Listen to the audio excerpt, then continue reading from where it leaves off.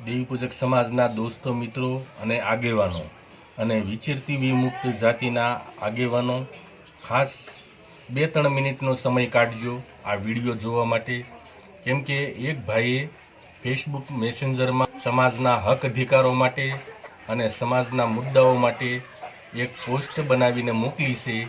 એ તમારી સમક્ષ રજૂ કરું છું. ફેસબુક મેસેન્જરમાં આપણા દેવી પૂજક સમાજના ભાઈએ એક પોસ્ટ બનાવી મોકલી છે. એ આપની સમક્ષ રજૂ કરું છું. શક્ય હોય તો આ મુદ્દો ઉપાડજો. ખાલી 2-3 મિનિટ સમાજ માટે બગાડીને ધ્યાનથી વાંચજો અને સમજજો, અથવા તમારે ધ્યાનમાં કોઈ મુદ્દો પડે તેવું હોય એ ફોરવર્ડ કરી દેજો. જય માતાજી, જય રખા દાદા.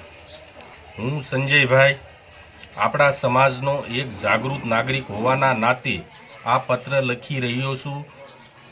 સુપ્રીમ કોર્ટના 1 ઓગસ્ટ 2024ના નવા ઐતિહાસિક ચુકાદાએ આપણા દેવી પૂજક સમાજ માટે ન્યાયનો નવો અને ખૂબ મજબૂત રસ્તો ખોલ્યો છે. અત્યાર સુધી આપણે જે રીતે લડતા હતા તેમાં ફેરફાર કરવાની અને આધુનિક કાયદાકીય શસ્ત્રો વાપરવાની જરૂર છે. આપણી રજૂઆતના મુખ્ય 5 મુદ્દાઓ: 1. મજબૂત જ્ઞાતિઓથી અલગ કોટા, સમાનતાનો સિદ્ધાંત. આપણે એવી જ્ઞાતિઓ સાથે સ્પર્ધા કરી રહ્યા છીએ જેઓ આર્થિક અને શૈક્ષણિક રીતે ખૂબ આગળ છે. સુપ્રીમ કોર્ટના નવા ચુકાદા મુજબ આપણને પેટા વર્ગીકરણ દ્વારા અલગ કોટા મળવો જોઈએ. જ્યાં સુધી આપણે મજબૂત જ્ઞાતિઓ સાથે રહીશું ત્યાં સુધી આપણા બાળકોને ક્યારેય યોગ્ય સ્થાન નહીં મળે. સમાન લોકો વચ્ચે જ સમાનતા હોવી જોઈએ, એ આપણો બંધારણીય અધિકાર છે. મુદ્દા નંબર 2, SC/STને સમાન સુરક્ષા અને લાભ. આપણો સમાજ વિમુક્ત અને રઝળતી જાતિ DNTમાં આવે છે.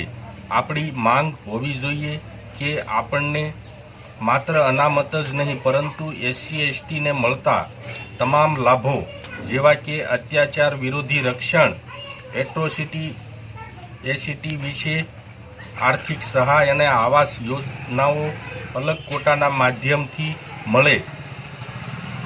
ત્રીજો મુદ્દો, સુપ્રીમ કોર્ટનો પાક્કો પુરાવો 1 August 2024 case state of Punjab VS Devendrasinh civil Apple number 562/2022.